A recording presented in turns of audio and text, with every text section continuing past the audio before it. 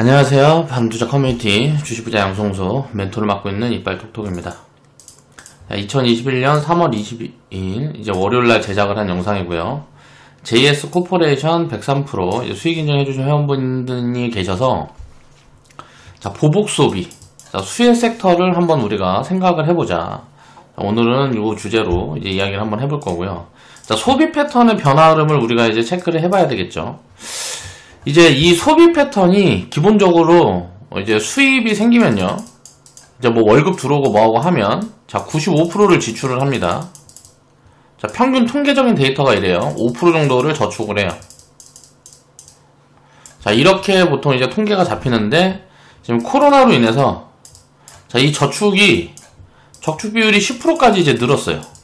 그러면 이제 그동안 코로나 때문에 못 썼던 자금을 한꺼번에 이제 경제 회복이 되는 국면에는 추가적으로 나올 수 있는 부분들이 있어서 그걸 이제 프로테이지로 계산을 해보면 대충 한 5%에서 10% 정도 보복 소비가 이제 잡힐 수 있는 여력들이 있다 라는 거죠. 그리고 보면 이제 우리가 여행이 금지돼 있고 지금 이제 이동이 제한돼 있으니까 어떻게 돼요? 외식이 줄었죠. 외식이 줄었고 또 여행을 못 가고 뭐하고 하니까 그런 부분들에 대해서 이제 소비가 감소했단 말이에요. 자, 이게 이제 다른 쪽으로 소비로 들어선 거예요. 그게 이제 뭐 가전이라든가 등등 이제 소비재 그쪽에서 이제 거의 지금 막바지에 지금 그런 흐름들이 잡히는 쪽이 의류 관련된 섬유, 의복 관련된 소비가 좀 늘어나고 있다. 최근에 그래서 원자재가 상승을 하고 있는 것들도 원자재라든가 물가라는 게 상승하고 있는 부분들도 이것 때문에 뭐 경기가 위축이 될 거다 어쩌고저쩌고 얘기가 많은데 그런 것들이 아니고 경제가 돌아서고 있기 때문에 그런 것들이 소비 여력이 늘어나고 뭐하고 하니까 물가가 움직이는 거예요. 그러니까 공급보다 수요가 많아지니까 당연히 요런 물가가 지금 움직이고 있는 거라고 이제 이해를 하면 되는 거고요. 이게 안 좋다라는 게 아닙니다. 물가가 움직이고 뭐하고 하면 경제에는 긍정적인 거예요. 그러니까 이거를 경제가 흡수할 수 있다 그러면 소비가 계속 유지가 되고 물가 인상분 또 이제 제품 가격이 인상되고 하는 부분들을 이제 감당할 수 있는 수준의 이제 물가 상승률이 깨놓고 만들어진다라는 거는 경제가 성장한다라는 부분들이기 때문에 긍정적이라는 거예요. 그래서 이런 부분들에 대한 것들을 이제 체크를 해나가야 되는 부분들이고요. 다우님이 이제 수익 인증을 해주셨습니다. 감사합니다. 이제 수익 축하드리고요. 자, 섹터 전체적인 이제 턴어라운드는 지금 확인이 되고 있다. 주가는 이제 선반영을 지금 하고 있다라고 보면 될 것 같고요. 섬유 의복 쪽도 보니까 숫자가 찍히기 전에 이제 소재 가격들이 움직이는 흐름들이 보여졌어요. 그래서 회원분들한테 코멘트를 이제 회원방송에서 이런 것들을 코멘트를 드리면서 소재 가격이 움직이고 있다라는 건 수요가 살아나고 있다라는 것도 라고도 해석을 해볼 수가 있기 때문에 의류 섹터도 우리가 좀 추려서 이제 담아보자 하고 세 종목을 먼저 이제 코멘트를 드렸던 종목이 JS 코퍼레이션하고 더네이처홀딩스 그리고 SJ그룹을 코멘트를 드리고 더네이처홀딩스하고 SJ그룹 같은 경우는 공식 추천에 나갔고 JS 코퍼레이션 같은 경우는 담아도 될 것 같은데 하면서 이거는 공식 추천이 못 나왔습니다. 근데 상승은 얘가 좀 제일 세게 지금 이제 만들어져 있는 구간이고요. 자, 항상 이제 우리가 기업 가치를 기준으로 외국 포지션을 찾아가는 훈련을 해야 됩니다. 이게 무슨 말이냐? 자, JS 코퍼레이션이라는 기업을 보면 2016년도에 이제 상장을 했어요. 이때가 의류 섹터가 밸류를 굉장히 많이 받을 때예요. 의류, 뭐 섬유, 의복, 음식료, 식료품 뭐 이런 섹터들이 밸류를 많이 받은 버블 포지션이었습니다. 화장품 섹터도 마찬가지고. 자, 이런 구간은 어때요? 밸류를 많이 받고 있기 때문에 상장을 하는 거는 버블로 상장을 하는 거란 말이에요. 공모가가 23,000원이 잡혔었는데 42,000원을 찍고 이제 내려오기 시작했단 말이에요. 그럼 버블이 입혀져 있으니까 공모가라는 거 산출을 하는 건 뭐예요? 대충 이제 밸류에이션을 해가지고 요 정도면 적정 수준이다 라고 해갖고 공모가라는 걸 산출하는 거란 말이에요. 그것보다 이제 오버밸류에서 시작을 하면 보통은 버블인 경우들이 많아요. 성장률이 특히 높이 잡히지 않는 섹터 같은 경우는 더 그래요.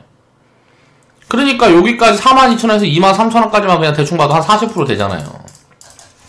자, 그 구간에서 이제 23,000원까지는 여기인데, 이건 이제 이때 당시에 이제 적정 밸류인데, 자, 2016년도 실적을 보면 매출은 1,800억에 120억 뭐 이렇게 됐죠. 근데 이익은 늘어났단 말이에요, 2017년도에도. 근데 왜 2017년도에 주가가 미리 내려오냐? 2018년도에 이렇게 내려올 거를 반영을 해서 주가가 빠지는 거라고 생각을 하시면 되는 거예요. 그래서 주가가 미리 내려왔다가 이거 너무 많이 빠진 것 같은데 턴어라운드가 잡혔단 말이에요. 2019년도부터 턴어라운드가 잡혀서 다시 이익이 늘어나고 하는 구조도 매출도 다시 늘어나고 이익이 늘어나는 구조가 잡혔는데 어때요? 주가는 그런 부분들을 반영을 하는 거죠. 그래서 여기에서 이제 반등이 한 100% 정도 나온 거고. 그러니까 이게 가치에 따라서 합리적으로 움직인다라는 거예요, 주가라는 거는. 근데 이제 중간중간 오버베팅도 나오고 언더베팅도 나오고 하는 거예요. 그래서 침체권에도 들어서고 버블 구간에도 들어서고 하는 거란 말이에요. 그런 것들을, 그런 왜곡 포지션들을 활용을 잘하게 되면 당연히 수익률을 높일 수가 있겠죠. 자, 이 초록색 구간을 보면, 자, 이건 또 줄었는데 어때요? 매출은 크게 늘어나는 부분들이 보이잖아요. 그럼 2020년도에 우리가 어떤 이슈가 있었는지 생각을 해보면 코로나라는 이슈로, 자, 마진폭이 굉장히 줄었다. 근데 매출이 어떻게 이렇게 많이 늘었을 수 있을까? 그래서 생각을 해보면, 뭐 예를 들어 투자를 해서 생산 라인을 증가를 시켰다라, 생산을 키웠다라든가, 아니면 뭐가 있었을까요? 투자를 해서 생산을 키웠었던 요인이 있었을 거고, 아니면 뭐 M&A 했겠죠. 그래서 인수를 했겠죠. 어떤 기업을 인수를 해서.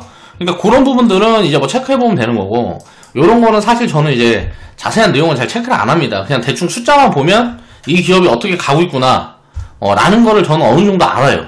그러니까 반복되는 많은 경험으로 인해서 이런 것만 보면 대충 이제 그런 것들이 눈에 보이기 때문에, 부채라든가 뭐 이런 것들은 이제 보지만 기업의 이제 세부적인 내용 같은 건 잘 보질 않아요. 숫자로 이제 확인을 하면서 업황 전체적인 내용을 많이 보고, 기업 개별 내용은 자세히 그렇게 뭐 보지는 않습니다. 물론 이제 공부는 하지만, 왜냐면 그걸 다 암기하고 있기에는 굉장히 분량이 방대하기 때문에 선택적으로 그렇게 보는 거죠.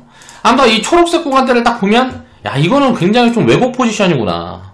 그러니까 코로나로 인해서 이런 왜곡 포지션이 만들어진 거란 말이에요. 코로나로 시장의 사람들이 공포에, 시장 참여자들이 공포에 빠지면서 왜곡 포지션을 만들어줬단 말이에요. 그 다음에 이제 턴어라운드가 잡힐 거니까 이제 어때요? 주가가 이제 선반영을 해서 움직이는 거죠. 매출이 이렇게 올라가고 뭐하고 했다라는 건 뭐예요? 캐파를 키워놨다라는 거잖아요. 캐파를 키워놨는데 이익이 아직 못 따라하는데, 이익은 나중에 이제 따라올 수 있는 구조가 지금 이제 만들어지고 있다. 그래서 지금 당장 보면은 이제 뭐 적정 밸류 산출하기는 어렵지만, 이 매출 2020년도 그냥 매출 기준으로 놓고 보면 5% 계산해보면 한 200억 정도 봐줄 수가 있으니까, 자, 영업이 200억 정도 해주면 시총 한 2천억 정도면 대충 이제 맞춰진 거예요. 이제 맞춰졌는데 여기서 이제 업사이드가 나온다라든가 성장 흐름이 어떻게 잡히느냐에 따라서 향후 흐름은 이제 뭐 상방이든 하방이든 갈리겠죠. 그러면 이런 방향성을 우리가 생각을 할 때 업황을 봐야 된다는 거예요. 앞으로 어떻게 될 거냐. 자, 바닥에서 보면 지금 뭐 5,000원 구간대에서 코로나 때부터 200%가 올라왔습니다. 자, 4년, 5년 동안, 자, 5년 동안 빠진 게 88%가 하락을 했어요. 자, 하락은 아무리 많이 빠져도 마이너스 100%가 고정값인 거예요. 먹으면 어때요? 100%, 200%는 쉽게 나온다고요. 1000%, 500%도 마찬가지고. 이런 수익률의 괴리를 이해를 해야 돼요. 분산 투자를 하는 가장 중요한 이유 중에 하나가 이거예요. 먹으면 수백 프로고 손실은 나봐야 마이너스 100%인 거예요. 주식 투자는 그래서 또 이제 분산 투자를 해야 되는 거고, 그런 부분들을 이해를 해야 되는 거고요. 자, 이런 것들을 이제 이해를 해놓고 보면 앞으로 방향성들은 뭘 봐야 될까? 야, 앞으로 의류 쪽이라든가 이런 거 소비가 계속 늘어날 수 있을까? 를 생각을 해보면 아까 이야기를 했던 것처럼 저축률이 굉장히 높아지고 있습니다. 저축 비율이. 자, 통계적으로는 보통 95% 지출하고 5% 정도 저축하는 게 합리적인데, 이렇게 그냥 통계가 잡혀 있어요. 저축을 좀 더 했으면 좋겠는데 되게 조그마네요. 그쵸? 자, 저축 비율이 10%까지 지금 최근에 보면 확대가 되고 있다. 그러니까 돈을 쓸 데가 없으니까 저축 비율이 늘어나 있다라는 소리고요. 소비 위축의 이유를 우리가 생각을 해보면 코로나라고 이제 예를 들어볼 수가 있겠죠. 추가 소비 여력이 플러스 5% 정도가 되는데, 요건 이제 보복 소비로 잡힐 거라는 거죠. 자, 이런 보복 소비가 이제 잡히려는 흐름들이 보여주고 있는 게, 최근에 보면 백화점 같은 데 보면 바글바글 하다가 그래요. 그리고 무슨 명품 중에 무슨 되게 사람들이 좋아하는 명품이 뭐야? 샤넬 같은 경우는 번호표 뽑고 기다려갖고 막 160번 막 이렇게까지 번호표를 뽑고 샤넬에서 백 하나 살려면 줄 서서 300만원짜리 백 산다고 줄 서서 기다려야 된대요. 지금 이런 상황이라는 거예요. 그러면 이건 뭔 말이에요? 이미 지금 소비가 시작이 되고 있구나. 사람들이 억눌렸던 소비가 지금 이제 확산되는 부분들이 보여주고 있구나 라는 걸 이해를 할 수가 있다는 거예요. 거기다가 코로나로 인해서 생산에 이제 타격이 있었죠. 생산을 해서 재고를 많이 늘려놓은 상황이 아니란 말이에요. 막 공장 막 멈추고 셧다운하고 사람들 막 이동 못하게 하고 막 하면서 생산에 어떤 산업을 막론하고 그냥 전체적으로 다 생산에 이제 문제가 생겼기 때문에 공급이 어때요? 충분히 쌓여있지 못해요. 그런 상태에서 소비가 폭발하게 되면 어떻게 될까요? 마진폭이 굉장히 개선이 되겠죠. 자, 이런 흐름들이 여기저기 소비재는 다 이제 만들 수 있다라는 거예요. 그런 흐름들을 지금 선반영을 해서 이미 주가는 움직이고 있다라고 생각을 하시면 되고요. 이런 것들을 읽어야 되는 거죠. 이런 게 이제 업황이라는 거죠. 자, 그 다음에 이제 여행이라든가 이동 제한 이런 것들이 다 제한이 됐단 말이에요. 여행은 못하게. 그리고 외식이라든가 이런 것들도 자, 소비가 위축이 됐죠. 거리두기니 해가지고 못 가게 하고 뭐하고 하니까. 그렇다 보니까 이런 소비들이 온라인 쇼핑으로 확산이 됐어요. 처음에 이제 부각됐던 게 이제 가전. 최근에 보면 휴대폰 쪽도 업황이 뭔가 돌아서는 흐름들이 보여집니다. 그리고 가구 바꾸고. 이제 나가서 할 수 있는 게 없으니까 돈이 굳어. 그러니까, 야, 가구나 바꿔야 되겠다. 자동차나 바꿔야 되겠다. 그러다가 이제, 야, 옷을 못 산 지 너무 오래됐어. 이렇게 이제 소비가 확산되는 흐름들이 지금 보여지고 있는 거죠. 자, 당기 수요가 폭증한 것은 호실적이 나올 거예요. 언제까지? 자, 지금 이제 올해부터는 이제 나오기 시작할 가능성도 굉장히 높죠. 이제 3월 달에 실적이 나오면 이제 4월 15일부터 이제 1분기 실적이 이제 나온다고 치면, 올해 4분기까지는, 올해 한 3, 4분기까지는 일단 실적이 좋을 거란 말이에요. 자, 이렇게 실적이 좋아지고 하면 어떻게 될까요? 물가가 지속적으로 올라갈 가능성들이 높겠죠, 추세적으로. 자, 물가가 이렇게 움직이게 되면, 글로벌리 지금 긴축에 들어설 가능성도 높아요. 그러면 긴축이라는 건 유동성을 쪼이는 거기 때문에 긴축이라는 거는 금리를 올리는 거잖아요. 그럼 어떻게 될까요? 부채를 회수하는 겁니다. 쉽게 말하면 부채가 금리가 올라가면 어떻게 돼요? 부채가 금리가 올라가면 이자 비용이 높아지니까 여력 있는 사람들은 어때요? 이자 비용을 상환할 거 아니에요. 그러면서 이제 부채 비중이 줄어들면 자, 유동성이 줄어드는 거죠. 자, 이런 개념인 거예요. 그러면 이제 부채가 줄어드는 포지션에 안정적인 물가 상승을 유지하면서 갈 수 있는지를 체크를 해봐야 되는 거예요. 그걸 체크를 할 수 있는 포인트가 2022년에서 2023년 정도 되겠죠. 여기 어디서는 이제 긴축 시그널이 나온 다음에 흐름은 이제 긴축 시그널이 일단 딱 나오면 일단 증시고 뭐고 일단 발작을 한번 할 거고, 그 다음에 이제 요걸 이제 경제가 버텨줄 수 있느냐, 아니면 무슨 자산시장 폭락이라든가 부동산 폭락이라든가 요런 아니면은 구조조정이 진행이 되는 거죠. 가계부도가 막 본격화돼가지고 사람들이 많이 망한다든가 기업이 줄부도가 난다라든가 요런 것들로 진행이 될 거냐, 긴축이 진행되는 구간에 그게 될 거냐 안 될 거냐를 봐야 되는 거예요. 그래서 만약에 그걸 버텨줄 정도의 경제 체력이 되면 대세 상승장으로 2, 3년 이상 가는 거고, 그걸 만약 못 버티게 되면 또 노이즈가 한번 온 다음에 부채를 한번 털고 움직이는 거죠. 그럼 지금부터는 한 6개월에서 3년 정도, 자, 안정적인 구간은 이제 6개월에서 한 1년 정도라고 볼 수가 있는 거예요. 자, 흔들릴 때마다 이런 쪽들은 비중을 늘려갈 수 있는 그런 포지션들이 온다라고 저는 개인적으로 보고 있습니다. 라운딩의 계절, 백화점, 골프 의류, 이런 것들이 매출이 2배로 늘었다. 자, 의류 섹터가 미국과 중국에 따라 지금 움직이고 있다. 이쪽으로 이제 소비가 늘어나고 있다라는 것들이 여기저기 막 뉴스에도 나오죠. 자, 신상품을 할인하고 저거 이건 아니고, 자, 의류 소비가 지금 꿈틀대고 있다. 자, 그건 어때요? 미리 주가는 어때요? 자, 막 3, 4일 전에 그런 뉴스들이 나오는데 주가는 이미 한두 달 전부터 미리 움직이는 거예요. 자, 그럼 실적이 좀 나오고 할 때 분기에 1분기에 4월 15일 이후부터 실적이 나오고 뭐하고 하면 조정이 또 진행이 될 수가 있어요. 조정이 또 진행이 돼주면 우리는 가진 쪽 비중을 늘려볼 생각입니다. 의류 섹터는 지금 보고 좀 추적해 나가고 있는 기업들이 있는데, 그런 기업들이 또 이제 함께 조정에 들어오게 되면 종목수를 좀 더 추가를 해서 섹터 비중을 좀 늘려보려고 그렇게 보고 있는 거예요. 언제까지? 올해 이제 한 9월에서 12월까지는 조금 이런 흐름들이 이어질 가능성들이 높겠다. 왜냐면 백신 보급이 어느 정도 진행이 되고 하려 그러면 올해 하반기 정도는 돼야 되니까 요 시점 어디까지는 요런 추세적인 흐름들이 이어질 가능성들이 굉장히 높겠다라는 거죠. 그러니까 업황으로 놓고 봤을 때 그 이후부터는 이제 실적 흐름이라든가 이런 것들을 체크를 하면서 봐야 되기 때문에 가진 자의 영역일 가능성이 높아요. 주가가 싸지 않을 가능성이 높아요. 아직까지는 저평가 영역권에 있다라고 보는 거고, 이제 한번 조정이 좀 들어오면 뭐 한 30%든 40%든 뭐 20%든 조정이 들어오면 이제 합리적인 밸류 구간에 있다라 그러면 관련 섹터에서 저평가 매력이 좀 이제 부각이 돼 있는 기업들이 있으면 못 움직이고 저평가 매력이 살아있는 기업들이 있으면 추가적으로 조금 더 담아볼 수 있는 그런 포지션이라고 보고 있고, 이미 움직인 기업들은 요거는 이제 봐서 이제 밸류가 부담인 기업도 있습니다. 밸류가 매력적이지 않은 기업도 있고 밸류 매력이 있는 기업들도 있으니까 그런 것들을 이제 체크를 하면서 이제 봐야 되겠죠. 그래서 보복 소비에 대한 이제 수요 섹터를 보면 아직 지금 이게 반영이 되어 있지 않은 쪽들이 모바일 쪽인 것 같아요. 제가 봤을 때는. 그래서 모바일 쪽이 저는 가장 빨리 회복이 될 거라고 봤는데 자동차라든가 이런 쪽들이 부각이 더 됐어요. 자동차라든가 이런 쪽들이 부각이 더 되면서 이런 쪽들이 먼저 움직였어요. 뭐 애플카 이슈라든가 이슈가 붙어서 먼저 움직인 거고, 모바일 쪽은 아직 지금 이번에 턴어라운드 포지션이 보나마나 잡힐 텐데, 자, 주가가 못 움직였단 말이에요. 주가가 못 움직이는 쪽을 찾는 거예요.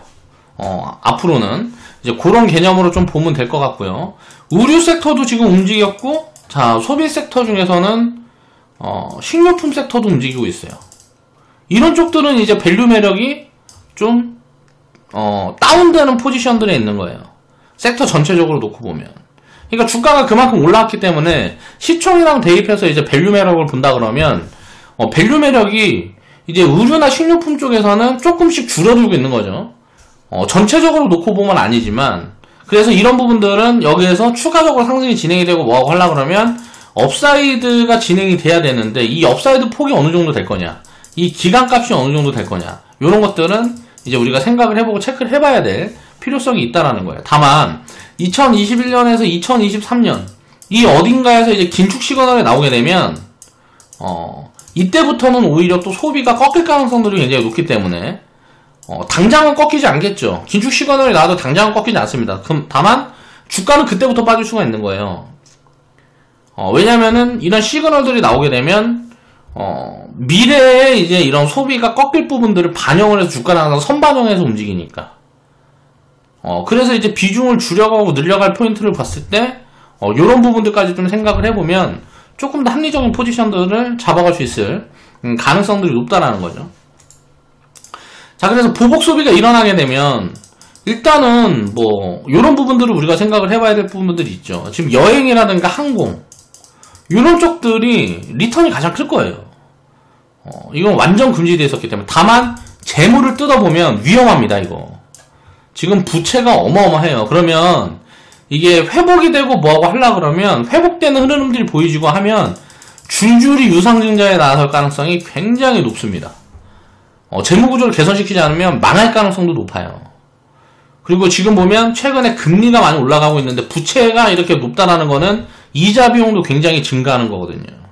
또 원자재가 올라가고 있으면 항공섹터 같은 경우는 유류비라든가 이런 것들도 부담이 되는 거고, 그래서 선반영을 해서 주가가 미리 다 올라와 있단 말이에요. 주가가. 그렇기 때문에 굉장히 별로예요. 여행 항공섹터는 제가 봤을 때는. 자, 근데 이제 지금 턴어라운드를 반영하지 못한 쪽이 있단 말이에요. 모바일 관련된 쪽들. 이런 쪽들은 턴어라운드가 하나도 반영되지 않았어요. 디스플레이 반영된 쪽들. 이런 쪽들은 저는 밸류 매력이 있다라고 보여져요. 그러니까 이런 쪽에 좀 봐야 되고, 지금 이제 뭐 식료품, 지금 인플레 관련돼 가지고 소재 가격들이 막 움직이고 있는 쪽들이 산업 쪽 말고 소비재 쪽에는 의류, 섬유 의복, 무슨 뭐 식료품 이런 쪽 될 텐데, 이거는 이제 출발을 했다. 그러면 조정 올 때마다 이제 확대 포지션으로 보고, 비중을 늘려갈 포지션으로 보고, 여기서 이제 뻗어나가면 비중을 또 줄여갈 포지션이다. 이렇게 생각을 하고 있어요. 지금 위치가 여기라 그러면, 여기에서 만약에 위로 더 튄다 그러면 이거는 비중 축소 포지션이라고 보고 있고요. 이건 선반영을 해서 밸류를 어느 정도 땡겨놨다라고 보고 있는 거고요. 만약에, 조정이 좀 들어온다 그러면 비중 확대 포지션으로 보는 거고. 그러니까 숫자가 나오기 전에 미리 지금 주가는 움직이고 있는 거기 때문에 여기서 더 가면 단기 버블 구간일 수 있다라는 거예요. 여행 항공 섹터의 위치에 들어설 수 있다라고 보는 거죠. 자, 이런 것들을 항상 가치를 기반에 두고, 그러니까 시총과 기업 가치와 시총이 이게 합리적인 구간에 있는지를 보는 거예요. 가격의 왜곡이 어느 정도 만들어져 있냐. 그래서 그런 것들을 생각을 하면서 우리가 투자를 해나가면 장기적인 성과를 이제 끌어올릴 수 있는 가능성들이 굉장히 높다. 오늘 방송 마무리하겠습니다.